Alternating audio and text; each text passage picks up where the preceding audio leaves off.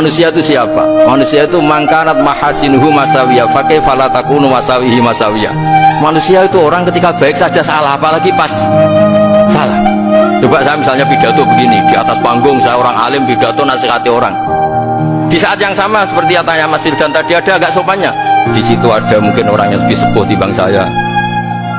Masa lebih muda kok di atas, yang di bawah lebih tua. Ada agak sopannya.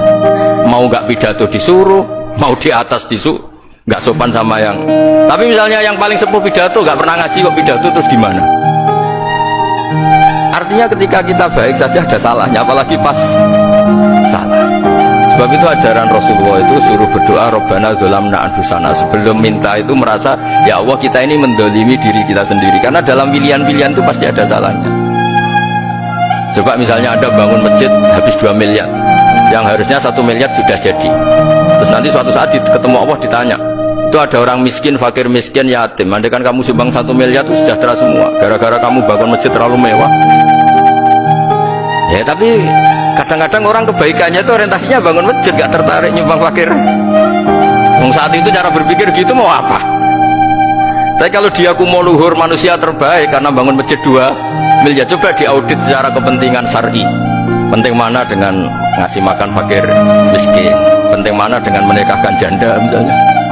Penting mana dengan pendidikan? Apa artinya masjid mewah orang nggak tahu halal haram, nggak tahu najis, nggak tahu cara sesuci, nggak tahu cara adzan yang benar? Terus penting mana untuk beli kitab sama dipakai masjid? Apa artinya beli kitab apa tapi nggak makan? Penting mana makan sama beli kitab?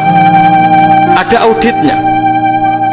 Makanya manusia itu ketika baik pun disuruh istighfar, apalagi ketika salah. Nah dengan perasaan seperti itu kebencian pada orang lain luluh, karena potensi baik pada orang lain ternyata tinggi, dan potensi salah ke kita juga tinggi. Nah dilatih gitu. Jadi di Ihya itu ada kitab tawadhu. Kitab tawadhu itu dilatih ketemu orang tua. Gua aksaru ibadatan, dia mesti ibadahnya lebih banyak karena lebih tua dibanding saya, mesti sholatnya lebih lama dibanding saya. Ketika Anda sudah tua melihat anak-anak, gua aqallu minni maksiatan, mesti maksiatnya tidak banyak karena masih kecil.